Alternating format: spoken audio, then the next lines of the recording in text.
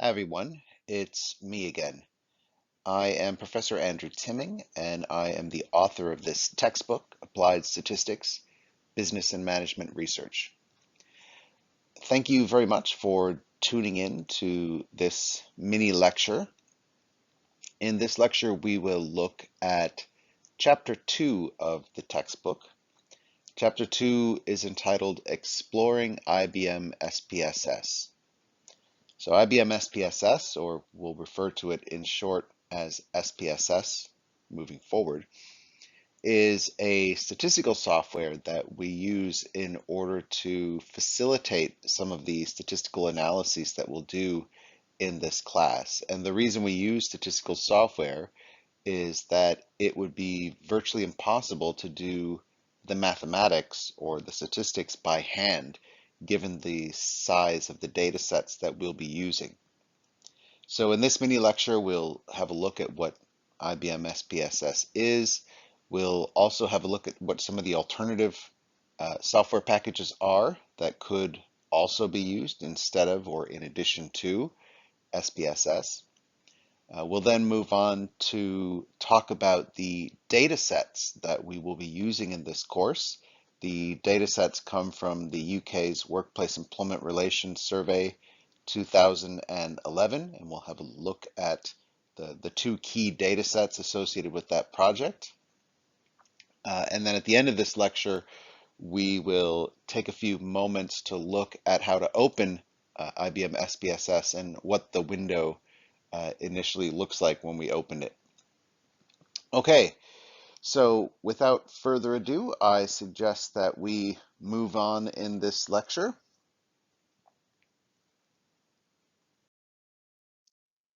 Here you have, once again, the statistics textbook that we're using here. It's called Applied Statistics, Business and Management Research. You, of course, don't need to purchase this textbook. You're welcome to if you'd like to, but you are certainly able to view this textbook in a local university library free of charge. Right. So what is IBM SPSS? As I said before, we'll just be referring to this as SPSS moving forward for the sake of brevity. SPSS stands for Statistical Package for the Social Sciences. There's nothing that would prevent you from using SPSS for studying statistics in the natural sciences, for example, but it is probably the most commonly used, at least in universities, statistical package. Excel is used more often than SPSS because it comes, well, not free, but it comes as part of the Microsoft package. But Excel lacks a number of features that SPSS has, which is why we've chosen to use SPSS in this class. SPSS is owned by IBM, and the version of SPSS that we will be using in this textbook and throughout this course is version 27. Now, I should note that SPSS comes out with periodic updates to the package. And these updates are usually incremental improvements on the previous version. There's very often very little that changes from one version to the next. However, I should state that it's possible that whatever version of SPSS you're using, whether it's 26 or maybe 28, it may look ever so slightly different from the version that we're using in this class. So I just wanted to flag the fact that there might be minor changes to the software compared to the one that I'm using in this particular class. SPSS is a easy point and click interface, so it allows you to carry out complex statistical techniques simply at the click of a mouse. So you often click and drag and select your different options for the statistical test you're using, and then you click run, and then it will produce the output or the results of that statistical test for you. There is also a syntax option which is not a point and click, but almost like a type of coding, a type of computer coding. And we'll talk a little bit about that in the last mini lecture of this series in chapter 2. Right, so why do we use statistical software? As I said previously, the reason we use statistical software is that when you're dealing with large data sets, it's almost impossible to do the mathematics by hand, right? If you're only dealing with maybe 10 cases or 15 cases, it might be possible to do the math yourself. But when you're dealing with thousands of cases, it becomes exceedingly difficult, again, if not impossible, to carry out those procedures by hand. So we turn to statistical software in order to do the math for us.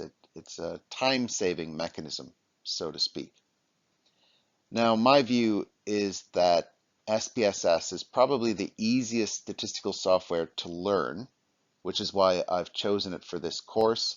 A lot of private sector organizations also have subscriptions to SPSS, so when you graduate and move on to work, you may come across an organization that also has access to this piece of software. But I should state at the beginning that this isn't the only piece of software that you can use to carry out statistical analyses. As I said in the previous slide, Microsoft Excel is very commonly used. It's also very easy to use. It comes as part of the Microsoft package, and therefore it doesn't require an additional subscription beyond just the subscription to the Microsoft package itself. But the reason we're not including it in this course is that it is quite basic and it lacks some key functionalities that are included in SPSS. So my advice is to get to know Excel, learn to use Excel, but when it comes to more complicated statistical analyses, SPSS is a better option. There are also some coding languages. These include, for example, Python, R, and MATLAB that are far, far more powerful than SPSS. SPSS is a statistical package that comes with preset statistical analyses built into it, but they are not very readily customizable, if you understand what I'm saying. If you know how to code in, for example, Python or R, you're able to completely customize your analyses exactly the way that you want them. So in many ways, Python, R, and MATLAB are by far superior means of analyzing data. But the problem is that they take considerable time to master. It's like learning a new language, like learning Spanish or Russian or Italian or whatever. It takes a lot of time to learn how to code in those languages. If you have the time, I would certainly urge you to learn how to code in these languages.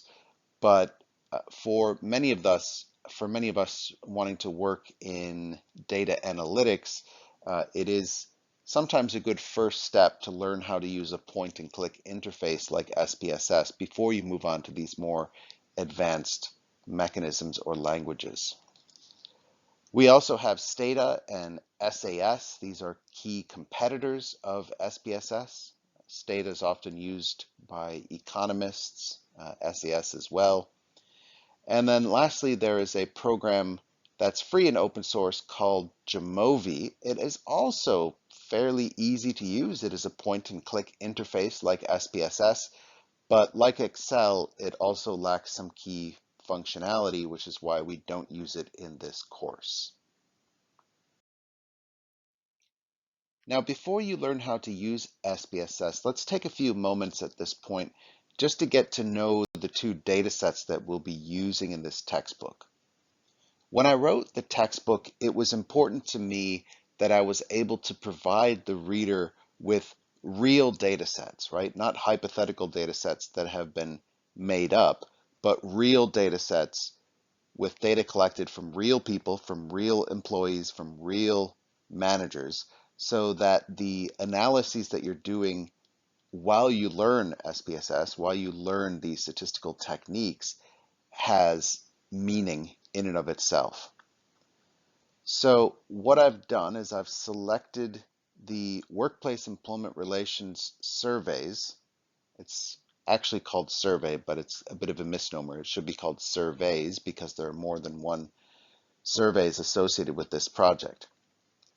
So the Workplace Employment Relations Survey, also commonly referred to as WERS, is arguably, I would say, the most extensive source of organizational level and employee level data in the world. The Workplace Employment Relations Survey ran periodically, dating back in time to 1980. So 1980 was the first iteration of the Workplace Employment Relations Survey. It was then called the Workplace Industrial Relations Survey. It ran again in 1984, then in 1990, again in 1998, then in 2004, with the most recent edition of the Workplace Employment Relations Survey being run in 2011, and that's the edition that we use in this textbook. As I said, it's a bit of a misnomer to call it a survey because there are multiple surveys associated with this project, and we will be looking at and using two of those surveys. The two surveys that we will be using in this textbook and in this course are the survey of organizations and the survey of employees. And we will be looking at each of these surveys periodically, moving back and forth between them as we learn the statistical tests in this book. But I should also highlight at the beginning that there is a way of linking these surveys together so that you can analyze them simultaneously. We don't do that in this book because it does get a bit complex, and that might be more relevant for an advanced data science or an advanced statistics course. But for now, we'll be looking at each of these surveys back and forth throughout the textbook. So the Workplace Employment Relations Survey 2011 Survey of Organizations was carried out in 2011 and 2012. And with the Survey of Organizations, the unit of analysis is the organization, right? So we're not looking at employee level data in the Survey of Organizations, we're looking at organization level data. And the Survey of Organizations contains data or information on 2,680 randomly drawn organizations in Great Britain, in the United Kingdom. So these organizations were randomly chosen to participate in the survey, and the information that was collected as a result of this survey was provided by the senior HR manager or the senior manager within that organization, right?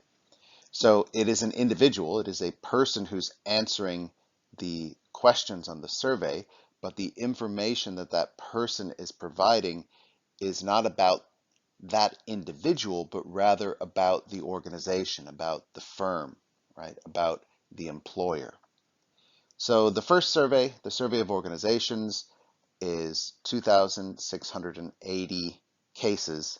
Each case corresponds to an organization. All right, the second survey that we will be using for purposes of doing statistical analyses in this textbook and in this course is commonly referred to as the Survey of Employees, right? The WERS Survey of Employees. Now, thinking back to the Survey of Organizations, that was the starting point of the Workplace Employment Relations Survey, right? You remember that we collected data on 2,680 organizations, right? That was the sample for the Survey of Organizations. The Survey of Employees took a random sample of up to 25 employees per each of those organizations, right?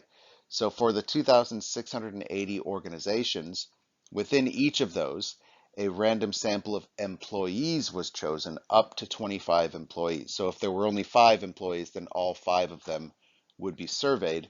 But if there were 100 employees in an organization, then only 25 of those 100 would be surveyed. So in the survey of employees, the unit of analysis is no longer the organization, it is now the individual employee, right? So the survey of employees is consisting of, as you can see here on the slide, almost 22,000 employees employed across the initial 2,680 organizations. So this number of cases, n equals 21,981 employees, is actually considered very large, extremely large for a social science data set, right? So bear in mind now we have two essentially data sets that we will be using in this course, in this textbook. One is the survey of organizations, and the other is the survey of employees, which is drawn from a sample of employees within each of those organizations. Now, what you might want to do at this point is to pause and restart my lectures. And the reason is that rather than just listening to what SPSS looks like, it might make sense for you to sit in front of your computer and open SPSS and do some of the things that we will be looking at in this mini lecture here.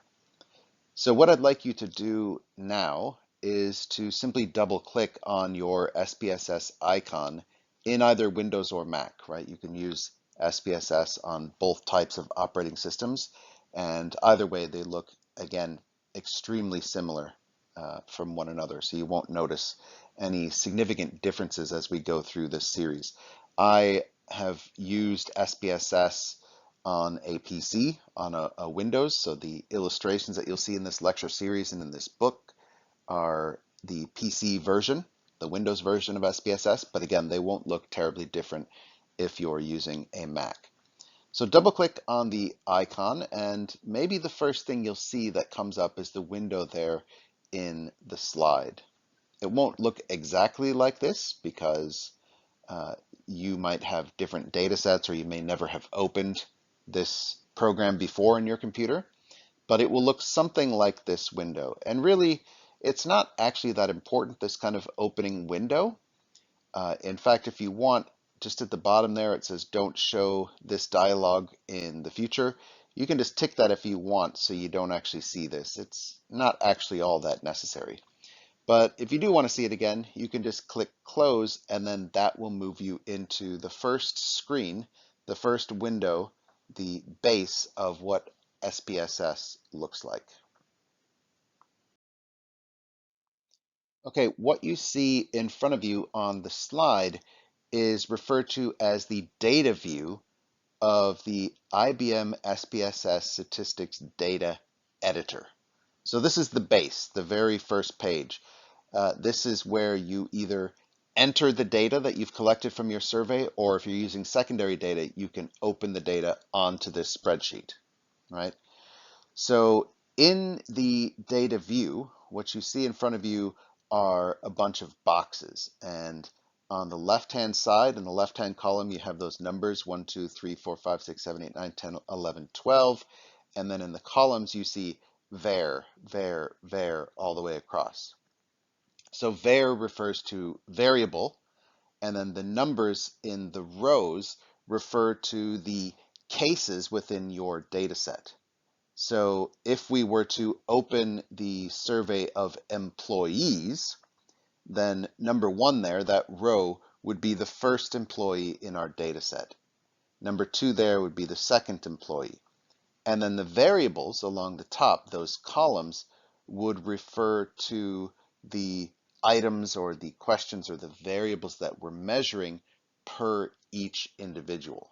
So you can simply follow, for example, the column along. If you go to column 3 down to row 8, what that means is that the 8th case in that survey provided their answer to the third variable in that particular box.